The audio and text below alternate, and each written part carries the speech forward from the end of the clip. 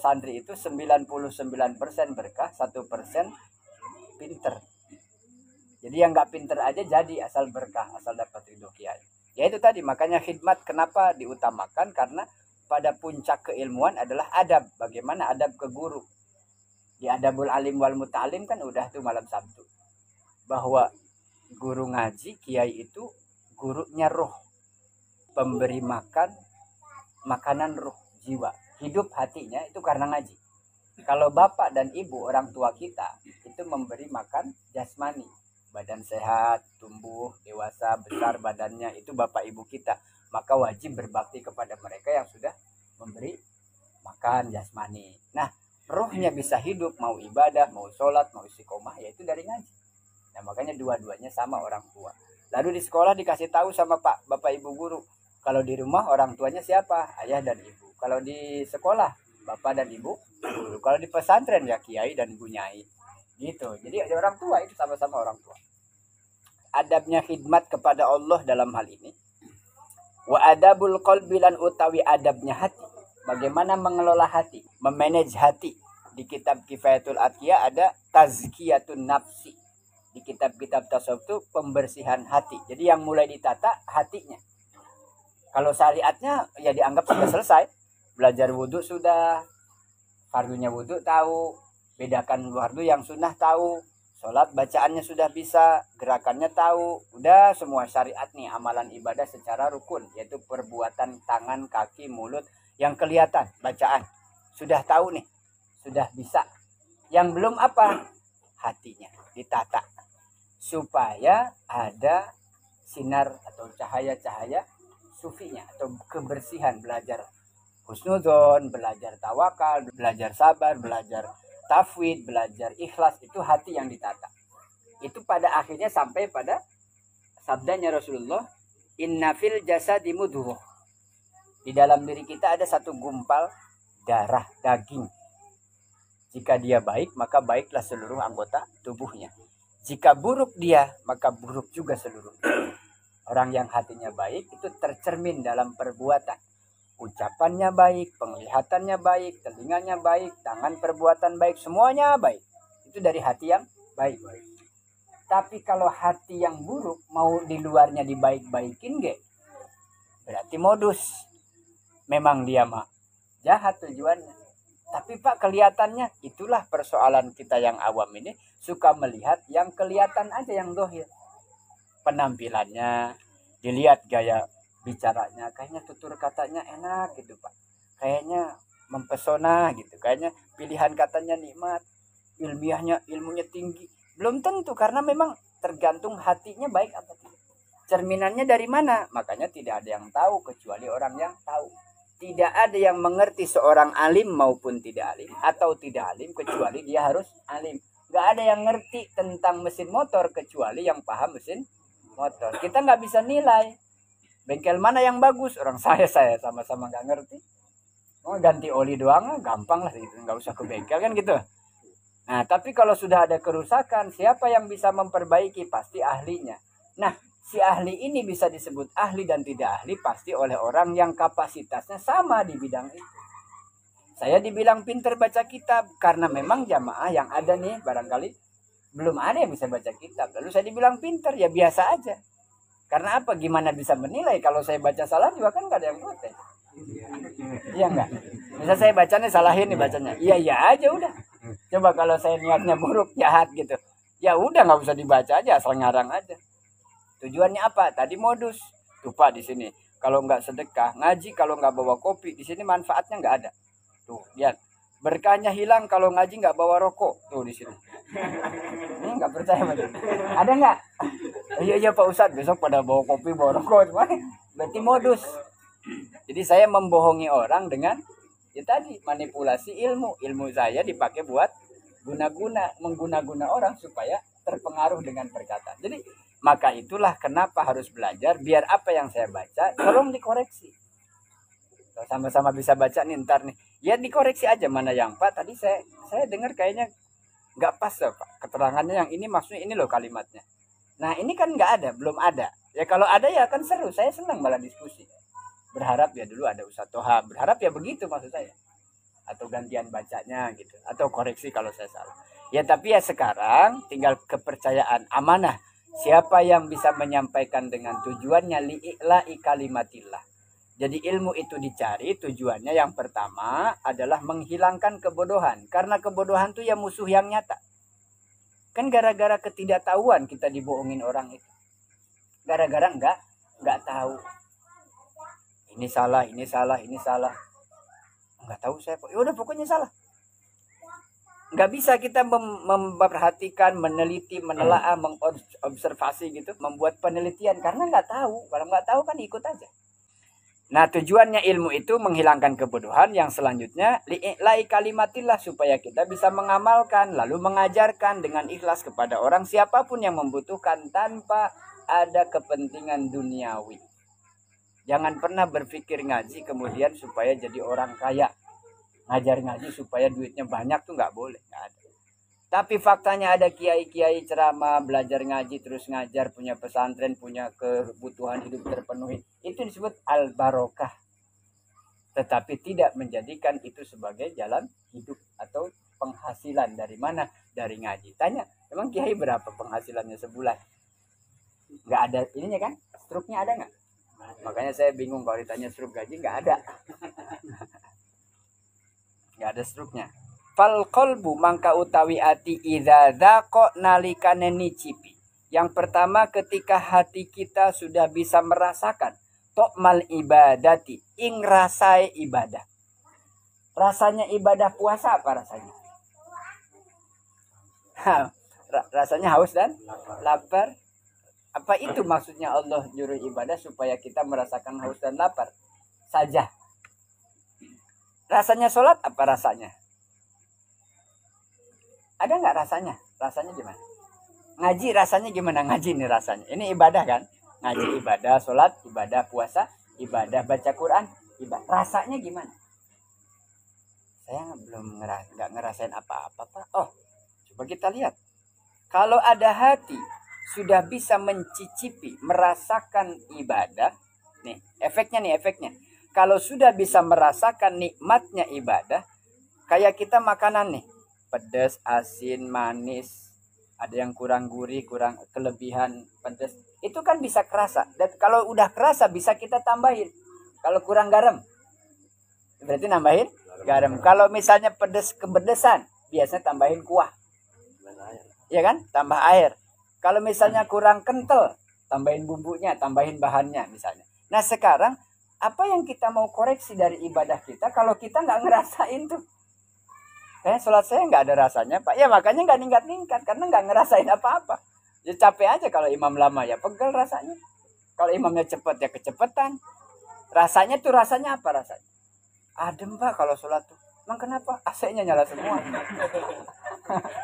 Di sini mah tenang Pak, alhamdulillah sholat. Di masjid kedap suara, nggak ada nyetel musik, pasti tenang. Nah, jadi apa sih yang dirasakan? Ngaji itu tenang Pak. Ya tenang gimana? Tinggal duduk, ngopi, minum, tawa-tawa, ya enak ngaji. Apa itu rasanya ngaji? Coba kita lihat. Supaya kita bisa mengevaluasi, ada nggak rasa nikmat dalam ibadah? Sehingga kok kita nggak tertarik ibadah. Barangkali nggak enak. Ngaji tuh nyebelin tau Pak. Emang kenapa? Pedas. Pedas kenapa? Gua mulu diomongin gitu juga. Kata Arifin ini mah, kata Arifin. Kata Arif. Ngaji tuh nggak enak, bosenin gitu. Kenapa? Bercanda mulu. Jadi rasanya apa? Sehingga kita nggak tertarik ibadah sholat, ibadah puasa, ibadah qiyamul lail itu nggak tertarik. Kenapa? Bayangin aja Pak, lagi enak tidur, harus bangun, wudhu, sholat. Malas lagi malas-malasnya. Bayangin aja baca Quran, harus wudhu dulu. Ngafalin, harus diam duduk, ngafalin lama. Kayaknya nggak suka saya. Nah berarti nggak tahu rasanya. Tapi tahu nggak faktanya ada orang yang istiqomah baca Quran. Ada orang yang istiqomah mudawamah qiyamul lail nggak ditinggal. Ada orang yang puasa tidak Ramadan, Senin Kemis pasti puasa. Sebulan 3 hari pasti puasa. Di mana ada puasa sunnah dia pasti puasa. Ada orang sedekahnya nggak berhenti-berhenti. Emang dia ngerasain apa? Nah kita nih jangan-jangan belum merasakan sesuatu dari ibadah sehingga belum ada ketertarikan dalam ibadah secara serius. Nah makanya ngaji ini tuh supaya bisa ditata hatinya. Kalau ada orang yang pertama adalah mereka yang sudah bisa mencicipi nikmatnya ibadah. Idza dzaqata mal ibadah ataqo min riqqis syahwah. Ataqo, maka dia akan merdeka, bebas min riqqis syahwah, daripada rasa nikmatnya syahwat. Nikmatnya syahwat nih hilang gara-gara ketutup sama nikmatnya ibadah. Nikmatnya maksiat jadi nggak ada rasanya, hambar, nggak ada rasanya, karena dia sudah merasakan nikmatnya ibadah. Jadi kalah semua dengan ibadah. Nongkrong Pak, ngaji di sini sama, duduk ngopi, ngerokok, makan kue. Di sana juga sama, bisa saya sama teman duduk ngobrol, nongkrong, kongko, apa aja diomongin. Tapi kok beda ya rasanya. Lebih tertarik ngaji. Nah kalau sudah senang sama ngaji, pasti yang sana berkurang. Kenapa? Males Pak, habisin rokok mulu. Temen gua kagak ada yang bawa rokok pisang. Gitu. Habisin kopi mulu, gua traktir tiap hari. Saya masa yang traktir. Ya misalnya di tempat nongkrong, yang diomongin apa? Gak ada gunanya, gak ada manfaatnya. 2 jam, 3 jam. Sono Pak, kopi sampai 25.000 Pak. Oh gitu kata Bang Oji ya. Di sono. Di kafe Korea apa itu? Nah Tokyo. 25.000. Sini 3.000 Pak. Nah, murah di sini dah. Apa sini aja ngopinya. Misalnya gitu. Nah berarti dari situ ada perbandingan. Sholat misalnya gitu. 5 waktu di masjid berjamaah. Yang biasa berjamaah. Kok sholat sendiri malah jadi malas ya lama-lama ya. Berarti lebih nikmat jamaah. Ya sudah berjamaah. Nah dia merasakan nikmat dari berjamaah. Nah orang yang tidak merasakan nikmat berjamaah ya dia tidak akan tertarik. Karena apa? Lama-lama ya udahlah, penting makan sholat nggak ditinggal. Sendiri, namanya sendiri, berjamaah aja rame-rame malas, apalagi sendiri. Ya kan? Bapak saya mau di rumah aja Pak, nggak keluar rumah. Kenapa? Kholwah saya, tafakur. Tafakur apa? Yang dipikirin apa? Nggak tahu Pak, pokoknya tafakur aja. Mikirin apa? Bahannya apa? Yang bahannya nggak ada, mikir apa? Nah jadi adab yang pertama adalah hati yang sudah bisa merasakan nikmatnya ibadah akan terbebas daripada nikmatnya syahwat. Syahwat ini tuh berhenti nggak pernah. Dia terus menggebu-gebu, membakar seperti api. Dorongan syahwat membara, pengen terus, nggak pernah nggak pengen. Pengen terus. Maksiat, pengen nggak pernah berhenti. Bisa berhentinya dengan apa? Cobalah sholat. Cobalah ibadah. Maka yang kemarin saya ceritakan, ada orang yang ahli maksiat datang ke Rasul, tetap mau Islam, tetap mau menjalankan syariat, tetapi belum bisa menghilangkan kebiasaan maksiatnya. Kata Rasul, nggak apa-apa, sholat aja terus. Lama-lama rasa sholatnya mulai dicicip, berasa. Yang itu jadi hambar. Ada 2 warung makanan, 1 warung nasi, 1 warung nasi. Dua-duanya warung nasi. Makan di sini ini enak. Enak itu aja. Nah, cobain yang ini, ternyata lebih enak. Pindah nggak? Pindah. Gitu. Umpamanya itu. Nah, sekarang perbandingan ibadah dengan maksiat. Enak Pak, habis maksiat begini. Ya, tapi sampai kapan? Nah, sekarang coba dah sholat. Coba dah ngaji. Coba dah baca Quran. Coba semua, coba. Yang baik-baik coba semua. Yang jelek aja mau nyobain. Ya nggak? Ada temen ngasih aplikasi baru nih, cobain sama dia. Nggak ada data, tethering. Sholat juga sama, kalau bisa pakai tethering. Kalau lagi nggak ada kuota, tuh tetheringan aja sama temen. Sholat. Ya maksudnya cobain dah yang baik-baik gitu loh. Jangan yang jelek-jelek cobain, mau. Tapi yang baik enggak. Cobain aja. Nanti lama-lama berasa enak, nikmat. Baru kesananya yang di sana yang biasa kita maksiat, tempat tidak baik, itu berkurang. Jadi nggak mesti harus sekaligus. Mulai sekarang tinggalkan HP, tinggalkan maksiat, tinggalkan komunikasi sama teman, putus. Semuanya hapus nomor teman dah yang nggak ngajak. Jangan, tetap. Ya dengan harapan apa? Kalau sudah kita biasa ngaji, ditanya sama teman, kemarin nggak datang. Wah, ada jadwal ngaji. Biarin aja, cuekin aja. Ada jadwal ngaji, gue nggak bisa datang. Besoknya nggak datang lagi, kenapa? Kan jadwal ngaji malam itu kan. Ngaji mulu sih lu, emang ngomongin apa sih ngaji? Nah, nanya lama-lama. Udah lu jemput aja. Di mana? Di tempat ngaji. Datang ke sini. Ngopi dulu kan. Ngopi diomongin. Besok gue ikut dong. Ya kan gitu maksudnya ya. Tapi kalau diputusin hubungannya nggak mau temenan lagi ya salah juga. Emang terus buat siapa ngaji kan buat semua orang. Barangkali dia jalannya dari kita, siapa tahu. Ya kan ini Bang Rizky dari Anas, siapa tahu ngaji kita dari 2018 ketemunya baru 2024. Ya biarin memang Allah menghendakinya baru ini. Kenapa nggak dari dulu Pak? Ya nggak bisa dikenapa-kenapa Allah menghendaki itu. Ada yang dari dulu datang tiba-tiba hilang sekarang nggak ada. Bisa begitu. Tapi yang jelas kebaikan tidak akan pernah dikalahkan dengan keburukan. Idza ja'al haqqu wa zahaqal batil innal batila kana zahuqa. Kebatilan itu pasti hilang. Asalnya juga nggak ada. Kalaupun ada ada. Faman waqafa ala syahwati wajada salah sulusul adab. Siapa orang yang waqafa terhenti ala syahwatin ing atase syahwatnya orang, wajada maka dia menemukan sulusul adab ing sepertiganya adab.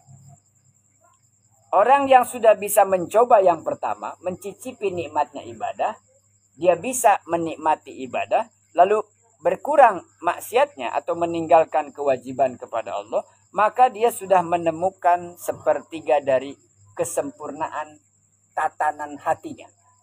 Yang pertama, orang yang sudah bisa mencicipi nikmatnya ibadah, maka dia akan terhenti dari syahwatnya. Ketika dia mulai meninggalkan maksiat kapan? Ketika rasanya sudah nggak enak, nggak nyaman, hambar. Bosan Pak lama-lama ya gitu terus. Emang nggak bosan tiap hari main game? Bosan juga Pak. Tapi kenapa dipaksain? Ya nggak? Kenapa sih dipaksain? Habis nggak ada kerjaan Pak. Tuh alasannya nggak ada kerjaan. Bengong. Kok dipaksain? Kenapa nggak bosan, nggak capek? Apa nggak capek gitu megang capek Pak? Megang kitab sih Pak. Panas banget Pak saya megang. Nggak kuat, saya nggak kuat lama-lama megang kitab ya. Nah gitu. Dengerin atau ngaji. Habis dari sini ngaji lagi di mana? Panas Pak, kuping saya lama-lama kebakar. Ya sudah. Jadi yang pas aja porsinya. Satu, orang itu sepertiganya sudah mendapat kesempurnaan tatanan hati kalau dia sudah mencicipi, merasakan daripada nilai nikmatnya ibadah. Wa faman waqafa ala syahwatihi wajada sulusal adabi dal istighol. Setelah itu mereka menyibukkan dirinya dengan sesuatu yang nikmat tadi. Kalau sudah enak di situ ya di situ aja. Makannya tuh di situ di warung yang satu yang baru itu. Bima wajada faqad wujida sulusail adab, maka dia menemukan sepertiga adab. Wasalisu yang ketiganya intala'a, maka hatinya akan dipenuhi opal kolbu ati billadhi dengan sesuatu bada akan ngawiti bil fadli kelawan keutamaan indal wafa nalikane nahoni tafadulan karena terdapat keutamaan.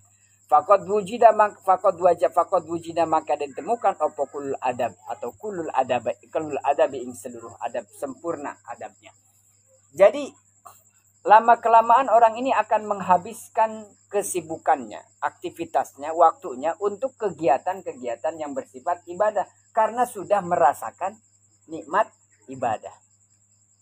Sholat biasa, kenapa? Nggak ada Pak yang bisa mengalahkan nikmatnya sholat. Ganti-ganti ngajinya ganti sama apa gitu, nggak ada Pak.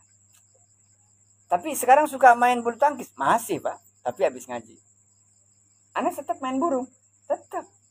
Nggak berkurang, tapi tetap ngaji. Artinya merasakan nikmatnya ngaji itu tidak sebanding dengan main burung tadi. Jangan ditukar. Dah Pak, mendingan main burung Pak ya. Sudah main burung. Nah, enak tuh nikmatnya itu. Nah diganti pakai apa? Nggak ada yang sebandingnya. Sudah dia akan sibukkan waktunya. Kalau sudah sibuk dengan ibadah berarti sampai pada puncak tujuan penciptaan manusia memang buat ibadah. Nah terus sekarang menyalurkan hobi, senang kongko, senang ngumpul, aktif di organisasi, aktif sosial, aktif bermuamalah, nyari sampingan bisnis, dagang, ikut bantu teman jadi perantara, ada teman mau jual motor, Pak, saya lagi nawar-nawar, itu semua boleh-boleh aja. Tapi sekedar. Yang harus serius benar-benar ya ibadahnya. Sebab kenapa? Memang kita nih buat ibadah. Yang itu tadi itu buat pelengkap aja. Senang makan kita yang pokok di Indonesia apa? Padi, beras, nasi. Yang lainnya gimana? Itu lauknya aja Pak. Bebas. Sesuai kemampuannya, sesuai seleranya, silakan. Tapi kalau sudah nggak makan nasi pisan, orang Indonesia memang dari sananya sudah nasi, kayaknya nggak umum, kurang. Dan pasti bilang belum makan. Padahal lontong sudah 4, bakwan 3. Tapi bukan nasi itu, ada lontong. Nah bahannya beras, nasi sama aja padahal. Nah itu tradisi, kebiasaan kita. Nah orang Islam sudah melekat tradisinya, bukan tradisi, kewajiban seorang muslim sudah pasti sholat. Malah kalau nggak sholat tuh kayaknya ada yang aneh, ada yang tinggalan. Apa ya yang belum? Oh sholat isya belum tadi. Nah jadi ngerasa. Kenapa? Merasa nikmat ketika tidak meninggalkan sholat. Itu bisa mengalahkan kenikmatan ketika meninggalkan sholat. Meninggalkan sholat dengan maksiat. Itu kayak nggak enak, nggak nyaman. Jadi kayak ada yang mengganjal gitu. Nah itu yang kesempurnaannya. Jadi 1, 2, dan 3 tadi urutannya adalah yang pertama merasakan nikmat ibadah. Yang kedua menyibukkan diri dengan ibadah karena sudah menikmati. Yang ketiga terpenuhilah sisanya tadi. Sehingga sempurnalah tatanan hatinya. Qala Muhammad ibnu Ali al-Bakir. Hati itu menjadi mati karena dorongan daripada syahwat yang ada di dalam hati. Fakullama rafada syahwatin. Ketika dimatikan syahwatnya, ditekan syahwatnya, nala minal hayat, maka dia mulai ada ruang untuk bernafas. Umpama hati itu adalah makhluk hidup, ketika dia harus bernafas, sempit ruang bernafasnya karena ditekan oleh hawa nafsu.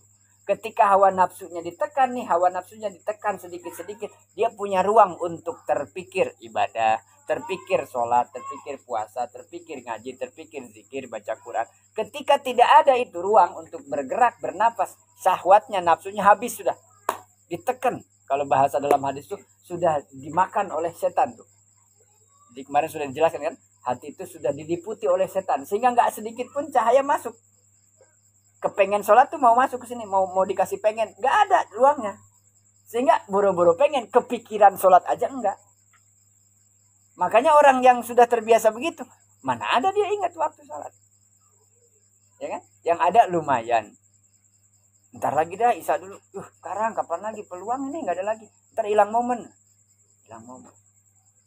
Jadi dia nggak mau sedikit pun terbuang waktunya demi mencapai keinginannya. Soal tadi tuh. Mungkin uang, usaha, atau bisnis, atau apa. Tapi dia lupa bahwa ada momen yang nggak bisa kembali, yaitu waktu. Yang itu nikmat dikasih dari Allah, waktunya nggak bisa balik. Ya Allah loh, zuhur kemarin saya gimana? Lewat. Berapa banyak? Pak, ada meren 3 tahun. Zuhur dikali 3 tahun. Berapa kali zuhur selama 3 tahun? Berapa? Hitung aja dah. Banyak ya? Banyak. Wah, banyak banget Pak, zuhur. Asar sama Pak. Waduh. Maghrib gimana? Semua Pak hampir. Hampir. Hitung kali 5 kali 17 rakaat. Itu nggak akan kembali. Nah, jadi harus cerdas, harus paham tentang mana yang manfaat, mana yang tidak. Maka orang sudah merasakan nikmatnya ngaji. Kayak saya nih, ditawarin kegiatan selain ngaji, kayaknya agak berat. Kenapa? Saya sudah merasakan nikmatnya ngaji. Tapi bukan berarti Pak nggak suka main abis ngaji tapi. Atau pas libur. Ada teman misalkan siapa jamaah, Pak Ustadz ada nggak waktu kita ngopi di sini? Ayo, tapi jangan pas waktu ngaji. Libur aja Pak ngajinya. Ngopi sini aja dah kalau gitu. Saya ngopi di luar ditukar sama ngaji libur.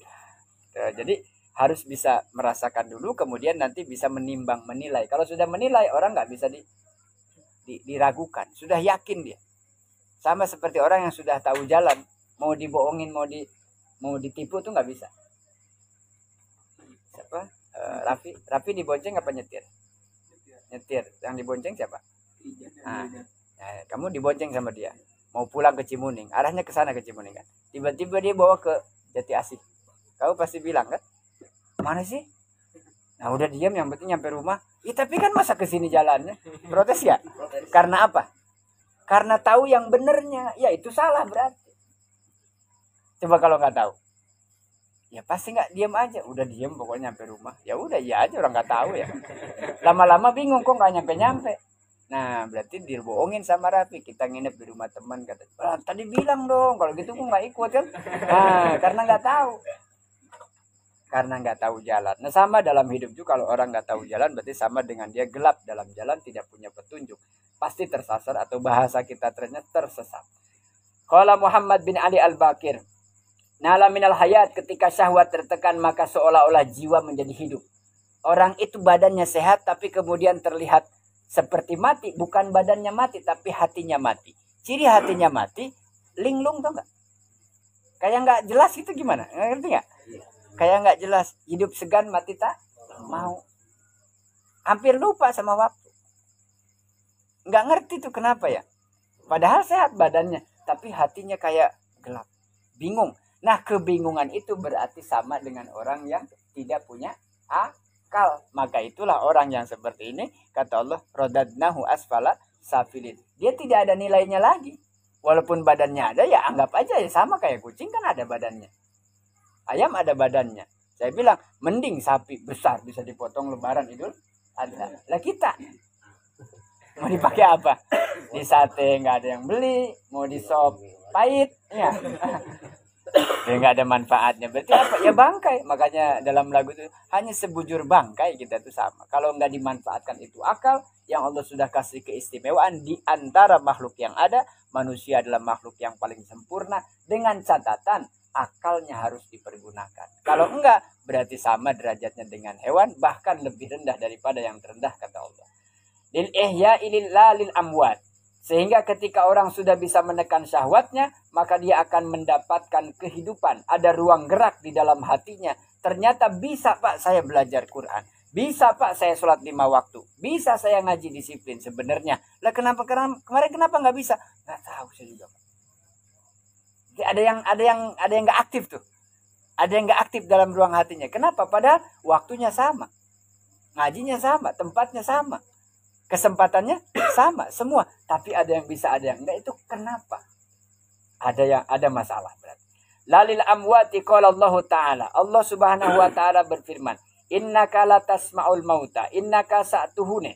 Ora satune sira, latasmau ora mirungu sapa al mauta wong kang mati. Orang yang mati itu enggak akan bisa mendengar, tidak mendengar. Secara syariat, orang yang hatinya mati, siapapun yang memberi nasihat nggak akan masuk. Siapapun dimanapun dia duduk di depan majelis taklim, kalau hatinya mati, ini maksudnya nggak ada tanda-tanda kehidupan gitu. Ya, sehingga tidak ada fungsinya.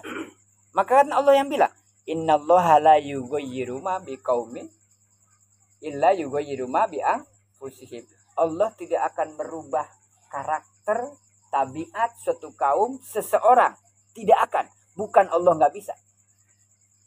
Buat apa dikasih akal tuh kalau Allah semua yang merubah kita semua. Allah pengen nih orang semua soleh, ya bisa buat Allah. Allah bisa bikin orang taat semua, ya bisa. Muslim semua sealam dunia ini manusia, ya bisa. Tapi Allah pengen dibuat beda-beda nih. Liyabluwakum ayyukum ahsanu amala. Supaya kalian diuji oleh Allah. Di saat sudah tahu, bisa berpikir, bisa bedakan mana baik dan benar. Coba kamu milih yang baik, apa yang salah. Sudah bisa bedain nih. Sudah tamyiz. Ada pembohongan. Ada kedustaan. Ada dusta kepada Allah. Sudah tahu ilmunya. Sudah tahu cara sholat. Sudah tahu cara ibadah. Tapi nggak dikerjain. Kamu gimana ya? Sementara ada orang yang nggak ngerti cara sholat. Pengen sholat. Tapi nggak bisa. Sehingga dia sebisa-bisa.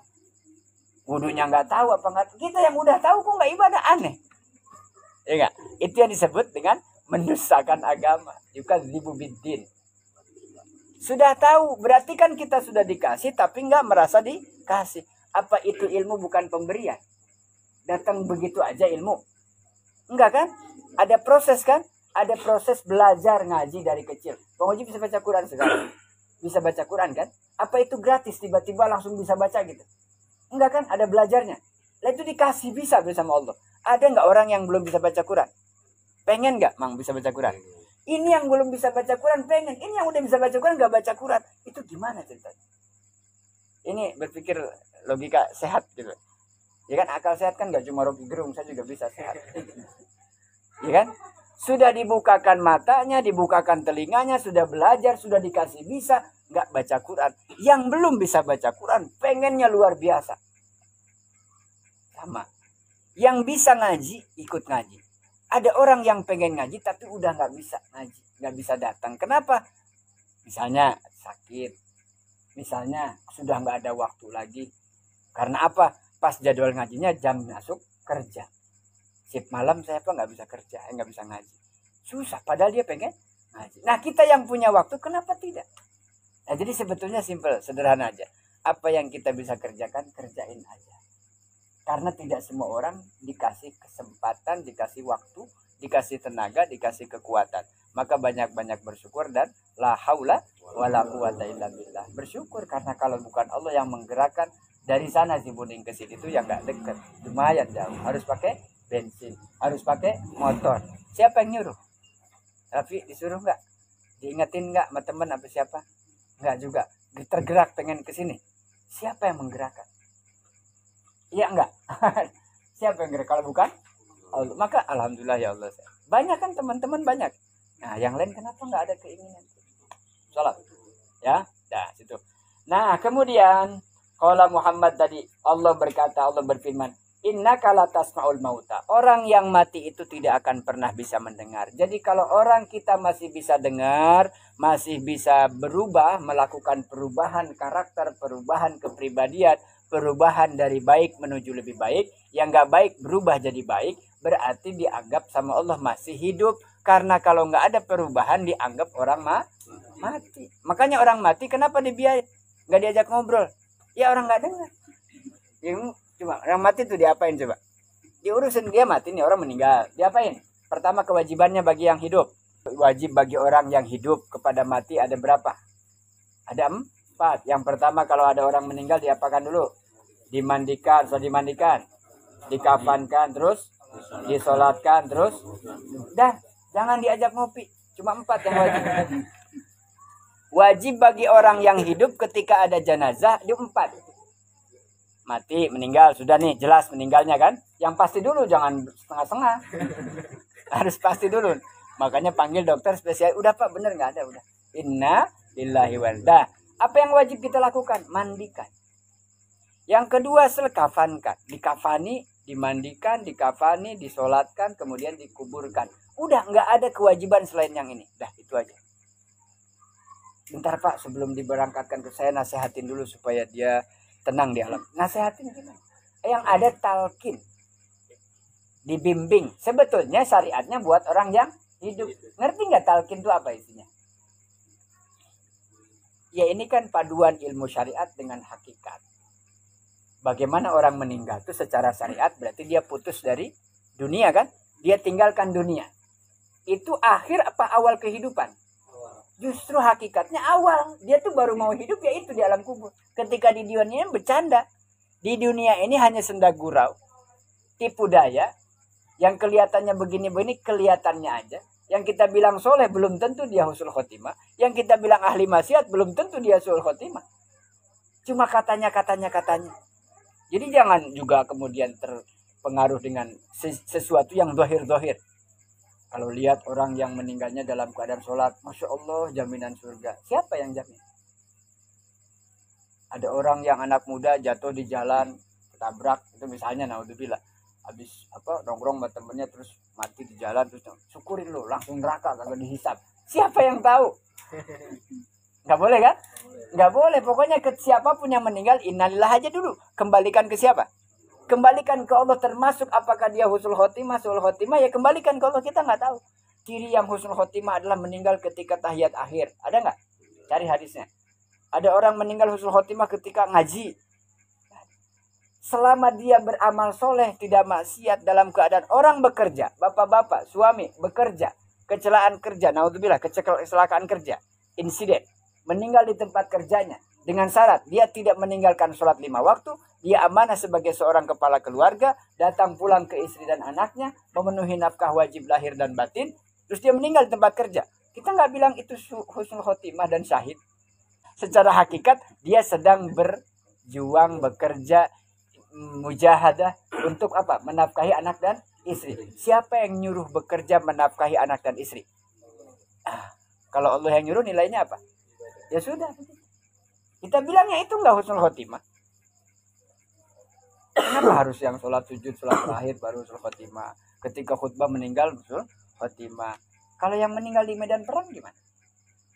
Kan sekarang nggak ada medan perang Pak. Orang lagi berjalan fisabilillah. Orang lagi ngajar, orang lagi bangun pesantren, orang lagi mengajar ilmu agama, lagi mengajar ibu-ibu pengajian, terus lagi bangun madrasah lagi. Meninggal.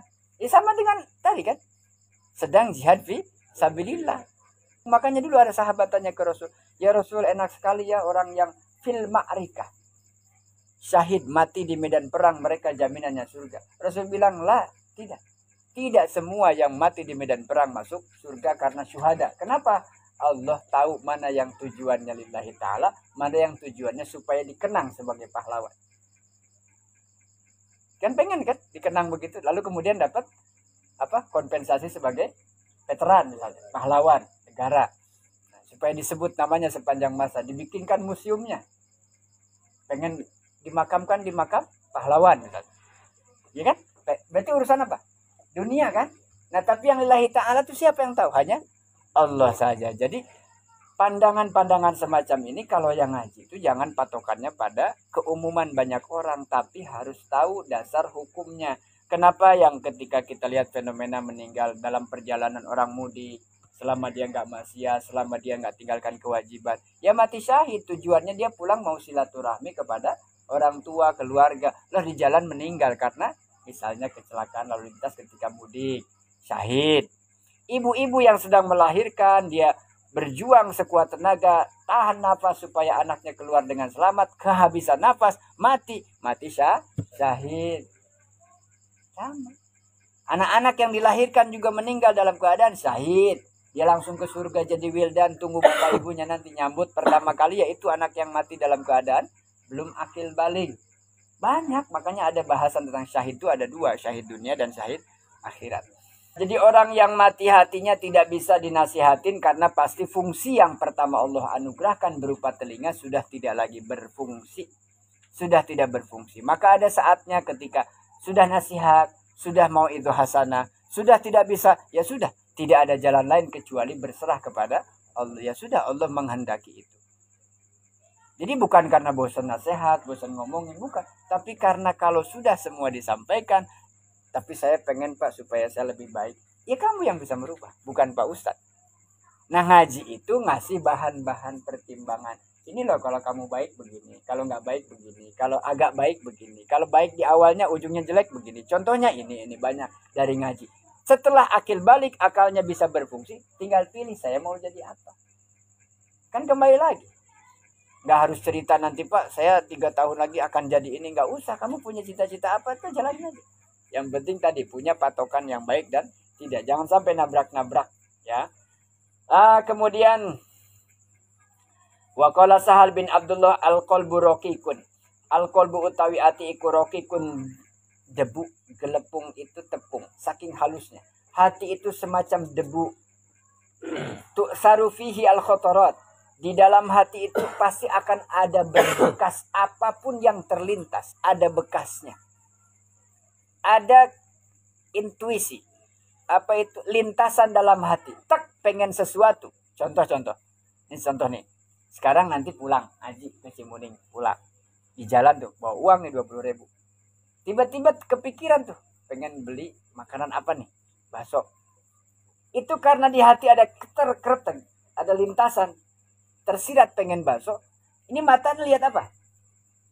Cari apa matanya? Pasti lihat tukang bakso. Oh, bukan.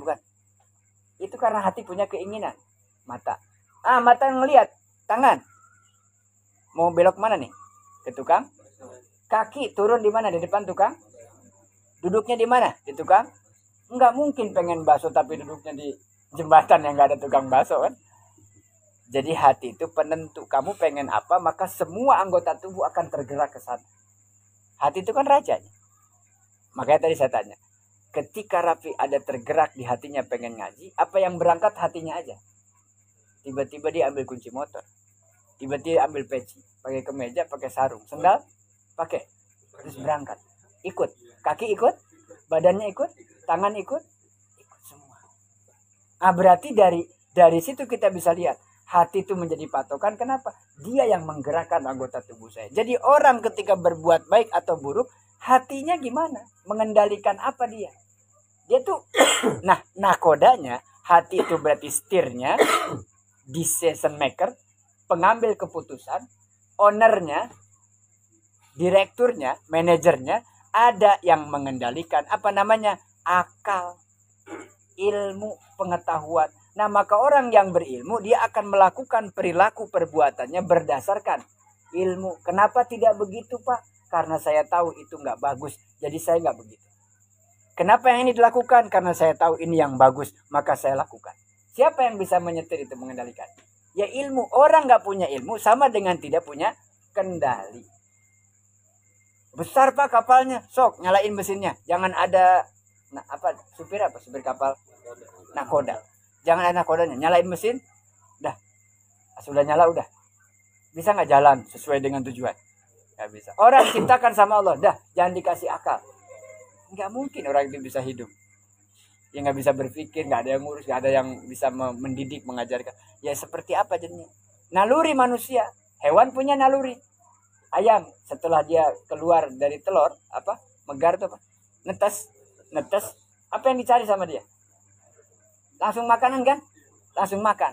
Sampai kapan dia nyari makan doang? Apa nggak pernah dia nyari PAUD di mana yang dekat gitu? Ibunya induk ayam rombongan dari sana jalan, nanyain, Pak ada madrasah di sini katanya. Anak saya mau pada ngaji, ayam titik. Ada. Yang dia cari sampai matinya adalah apa bedanya saya sama ayam kalau begitu? Kalau cuma nyari makan, kalau cuma nyari uang buat makan, kalau cuma nyari apa lagi? Kesenangan hidup. Hawa nafsu. Apa bedanya? Kuda nggak boleh lihat betina. Ayam jantan nggak boleh lihat betina. Tiap ada cewek hajar. Kenapa? Ayam. Dia nggak tahu kalau itu ibunya. Dia nggak. Mungkin adiknya. Orang nggak ada KTP kakaknya. Dia nggak tahu. Pokoknya asal kelihatan cewek ya pasti dia miring-miring langsung tuh. Ayam tuh. Kambing ya gitu. Hewan. Nah kalau kita sama kayak begitu, ya berarti apa bedanya? Lihat. Nah, ada caranya. Dibedain antara hewan dengan manusia. Karena Allah ciptakan manusia ini sempurna dalam proses kejadiannya.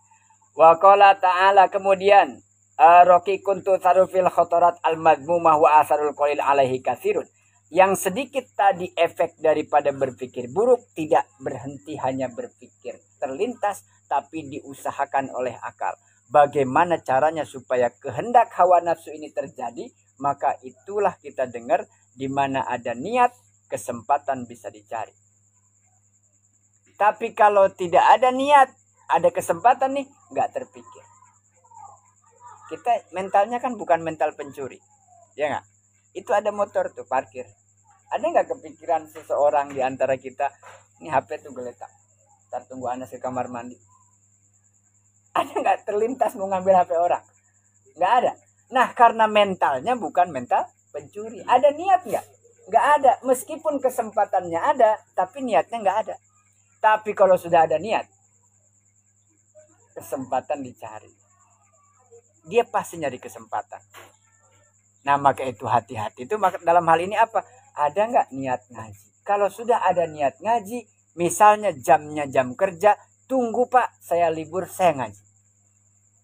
Kalau ada niat ibadah sholat, tunggu Pak, istirahat jam 12, saya sholat dulu, baru ngopi. Kenapa? Waktunya sebentar Pak istirahat saya. Nah, di waktu yang sebentar itu berarti jangan dibuang-buang. Kenapa? Saya memang niat tidak mau tinggal sholat. Zuhur, asar, maghrib, isya, subuh, dan seterusnya. Ada nggak niat? Kalau sudah ada niat, katanya apa? Manjada, wajada. Kalau ada kesungguhan, maka Allah juga dimudahkan. Niatnya apa? Bang Ferry harus niatnya yang kuat. Niat ibadah. Niat ibadah salah satunya adalah menikah. Ibadah, niatnya ibadah. Ya kan gitu. Qala Allah Ta'ala wa may ya'si, siapa orang yang hidup an dzikrir rahman, yang sepanjang hidupnya zikir, ingat kepada Allah, nafidu lahu syaitonan, tentu saja setannya takut, fahuwa lahu qarinun. Nah, ini pernah dengar istilahnya qarin? Namanya qarin. Lahu syaitonan fahuwa lahu, maka baginya qarinun. Kalau orang selalu ingat kepada Allah, maka tidak akan dikuasai dirinya oleh jin. Salah satu jin itu namanya qarin. Sehingga ada orang yang kemudian terbawa arus maksiat. Jangan-jangan orangnya mah baik, cuman si qarin ini menguasai hatinya sehingga ngajaknya tuh nggak baik terus. Yang dimaksud yuwaswisu fi sudurin nas, yang bisik-bisik di hati kita siapa? Kan nggak kelihatan kan? Yang nggak kelihatan itu namanya jin. Dari ambil kata jannah itu malam. gelap, nggak kelihatan, jadi nggak bisa disebut siapa. Tahu, greget hatinya tuh pengennya nggak baik. Siapa yang ngajak? Nah, dia dikuasai. Salah satunya Qori. Tapi kalau orang sudah dekat dengan Allah, selalu ingat kepada Allah. Cara zikir ingat tuh ya kewajiban dilaksanakan, ibadah jangan ditinggal, kerjakan perintah, jauhi larangan. Maka tidak akan pernah dikuasai, malah kita yang menguasai, kita yang leading. Si jin ini akan kita ajak baik. Kamu jadi budak saya, jangan saya jadi budak kamu. Ya, saya mau berangkat ke sana sendiri, nggak ada temen nih, temenin ya. Tuh si jin, kita ajak ngobrol gitu. Jangan kita di leading, kita jadi followernya gitu. Jin yang ngajak maksiat, ayo dah. Ini ngajak nggak bener, ayo dah. Lah kita jadi ayo dah. Dia kan cuman yang ngajak nggak bener, Mas. Nah, maka itu kemudian ketika orang lupa kepada Allah, tidak lagi zikir, ingat ibadah kepada Allah, dia akan dikuasai oleh pengaruh-pengaruh jin yang tidak nampak, sehingga bawaannya pasti pengen maksiat, bawaannya pengen jauh dari Allah. Karena setan nggak mau deketin orang atau nggak mau orang deket kepada Allah. Dia pasti ngajaknya jauh dari Allah. Hati itu tempat lintasan orang mau berbuat baik atau buruk, sementara jiwa selalu sadar dia akan berbuat apa. Ada orang kesurupan karena apa? Katanya karena apa? Karena bengong kan? Karena pikirannya kosong kan? Berarti dia dalam keadaan tidak stabil kan? Nah, coba jangan kesurupan, jangan. Caranya gimana? Sadar sepanjang masa. Bukan kesurupan jin aja, kesurupan HP, kesurupan motor, kesurupan cewek, kesurupan. Saya tuh lagi nyari singkatannya, Bang Wali, kok langsung aja ya. Saya lagi nyari agak bahasa halus gitu. Jahe maksudnya gitu. Langsung aja Bang Wali. Jangan kesurupan dunia, kesurupan apa saja. Jangan, kesurupan tuh kan nyurup kesetanan. Ini orang Pak, orang, tapi kesetanan, kejinan. Ya, kesurupan. Jin juga kesurupan orang, repot juga. Nah, jadi maksud saya bagaimana menata hati, karena jiwanya harus sadar. Selama sadar tidak akan ada yang kerasukan. Sadar nggak saya kalau ini HP saya? Sadar nggak? Ini HP saya nih. Tahu HP saya. Berarti siapa yang berhak menggunakan dan tidak menggunakan? Saya. Atur sama saya. Orang punya saya. Bentar ya, sholat dulu. Diam dulu. HP taruh dulu, gua ngaji dulu. Diam ya. Pernah kan saya bilang gitu anaknya, Mas? Nah, waktunya ngaji. Ya, ngaji dulu. Jangan terus begini aja. Emang HP siapa tuh gantian HP-nya? Enggak kan? Katanya punya masing-masing kan? Itu punya siapa? Punya sendiri. Ya kalau punya sendiri kan bebas, Pak. Kecuali giliran, mungkin karena waktunya udah habis, Pak. Saya giliran habis ini si Anu. Ini kan HP sendiri, bebas nggak? Mau pakai sekarang boleh. Mau pakai nanti boleh. Mau dinyalain boleh, dimatiin boleh, mau dicas boleh, mau dirusak. Jangan kita kemudian ikut dikendalikan sama HP seolah-olah dia nggak mau lepas dari saya. Sampai sholat aja dipegang, nggak ditaruh. Allahu Akbar. Ada orang? Ada. Ya maksud jangan sampai dikendalikan sama HP. Assalamualaikum, astagfirullah. Yang lain istighfar, zikir, dia langsung aktifin. Emang sepenting apa sih? Emang ada yang nungguin? Ada? Kalau nggak ada tuh santai aja dulu lah sebentar. Rabbi firli wali walidayya warhamhuma kama rabbayani shaghira. Al-Fatihah. Dah selesai. Langsung pakai sendal dulu. Atau misalnya ada apa nih? Ada janjian setelah sholat. Ya sebentar nih, baru selesai salam nih. Dah berangkat. Sekarang OTW begitu. Jangan juga lagi sholat kemudian balas WhatsApp. Iya kan? Tanggung bentar lagi nih, rakaatnya terakhir. Atau ini lagi tahiyat akhir. Kalau nggak percaya nih, live. Ya, jadi jangan sampai kita dikendalikan. Jadi kesurupan masuk kemasukan tadi bukan berarti kemasukan jin yang saya bilang adalah kesurupan, teriak-teriak, kejang-kejang, bukan. Nah, kita kan kejang-kejang itu bukan sama setan, sama jin. Ya sama elektronik, ya HP itu salah satu. Sama TV, sama motor, sama mobil, sama kesurupan. Jadi di kepalanya tuh mobil aja. Pelaknya pengen ganti. Lecet dikit, cari supaya halus lagi, bagus lagi gimana. Bela-belain itu dipoles-poles. Biarin aja lah lecet-lecet dikit mah tuh. Harus ada bandingan. Itu iman lecet dari kemarin baret-baret kagak dibener-benerin. Enggak. Iman sampai udah rontok begitu kagak pisan ke bengkel. Giliran motor dikit aja nggak enak nih rasanya nih, motor udah nggak enak nih, langsung ke bengkel, ganti pelek, ganti shock, ganti jok. Ya nggak? Nah, sholat lupa, sholatnya rusak, ngajinya rusak, kagak ada kepikiran dibenerin. Nah, itulah sebanding. Makanya Pak, kok nggak peduli amat tuh motor begini, mobil. Bukan nggak peduli, dirawat ya harus dirawat. Nah, sekarang gimana luarnya bagus kalau dalamnya berantakan. Makanya orang juga sama, yang ditata hatinya dulu. Soal spion biarin aja, yang penting mah ada spionnya. Ya soal yang lain-lain biarin, yang penting mesinnya hidup, bisa digunakan. Kan tujuannya supaya buat apa? Mobilitas kan, buat bisa ke sana sini untuk bisa mempercepat kebutuhan. Kerja dari Cimuning ke sini bisa cepat, ngaji bisa keburu, ini keburu, jemput bisa keburu. Asal jemput yang benar jemputnya ya. Yang jemput ya. Nah, jangan sampai dikuasai. Maka setan itu akan menguasai orang ketika hatinya tidak sadar. Faman kanal abdu muta'ammidan mustami'an. Siapa orang yang kemudian mendengar ilallah, mau mendengar kepada Allah, wa illa fahuwa mustami'in ila syaiton. Ini bahasanya singkat banget tapi padat. Ingkana makalamun ana sopwal abdu hamba mustami'an, menjadi pendengar ilallah, nurut dengar kepada Allah, wa illa jika tidak mendengar Allah, fahuwa maka dia pasti mustami'un ila syaiton. Kalau orang tidak mendengar ke Allah, pasti dengar ke setan. Orang tidak berbuat baik, pasti berbuat buruk. Jangan bilang, kan nggak berbuat baik Pak saya Pak, tapi kan nggak jahat juga. Nggak mungkin. Kalau orang sudah tidak berbuat baik, tidak mau ibadah, pasti kesananya maksiat. Tapi saya nggak judi Pak, nggak zina Pak. Lo nggak sholat itu apa nggak maksiat? Meninggalkan kewajiban tuh maksiat bukan? Lah, mantaroka sholatan khomsan liman kana muta'ammidan fajazauhum jahannam kholidan fiha. Satu orang meninggalkan sholat sekali saja, sadar, tahu dia, ninggalin tuh, menganggap tar lagi dah, sampai nggak sholat, fajazauhum.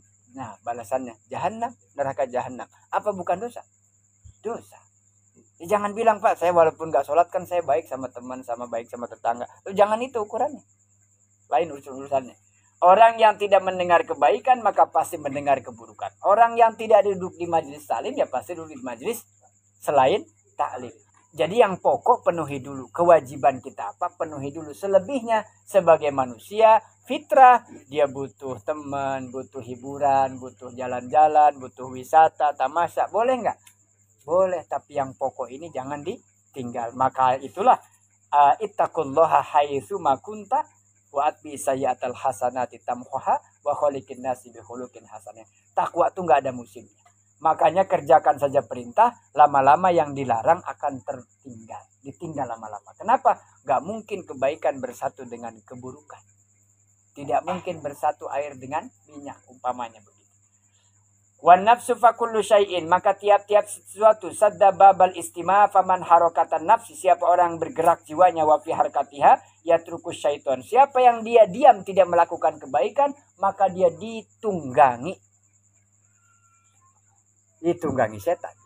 Kalau dia tidak bergerak cepat melakukan satu kebaikan, maka dia yang akan dipergunakan, diperalat oleh setan untuk melakukan maksiat. Kenapa? Kitanya tidak berkarya, tidak berbuat apa-apa. Kalau ini otak nggak dipakai mikir yang baik, pasti setan masuk. Apa yang dipikirin kira-kira? Setan nyuruh mikirin apa? Udah capek nih, udah di rumah kan, udah mandi kan, udah rapi kan, kata setan apa? HP. Iya, HP, ambil HP-nya. Ngopi nih enak kayaknya nih, ngopi bikin kan? Rokok, asbaknya, ngapain tuh? Main HP. Ya main tidak hanya game kan, apa aja dilihat. Udah sejam nih, tadinya mau sebentar aja kan? Karena besok mau kerja, sebentar aja. Ternyata udah jam 12. Pegel, duduk, ngapain? Tiduran. Kata setan, udah ambil tiduran aja. Tiduran. Pegal ke kanan, kata setan. Ganti kiri, ke kiri. Enggak ya? Belum ngantuk belum? Coba di chat dah, di ping. Kali dia belum tidur, suruh nemenin, datang temennya. Kalau begitu jadi tidur apa enggak? Bisa enggak? Ya artinya itulah kita ditunggangi, diperalat. Badan kita habis ditung. Makanya capek. Kenapa? Kesurupan tuh capek. Tanya deh yang kesurupan. Pada sakit badannya. Kenapa?